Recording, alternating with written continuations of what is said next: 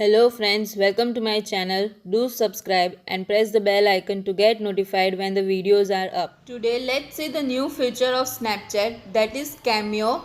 So open Snapchat, one of your chat, press the emoji icon. Downside you can see two-faced icon. Select any of the one you want. More, new selfie. Select male or female and press continue. Wait until it's creating my cameo. And you can select more, view full screen.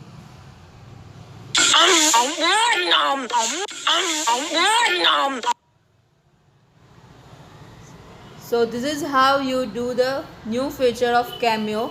If you like the video, give it a thumbs up and comment below what other things you want to see.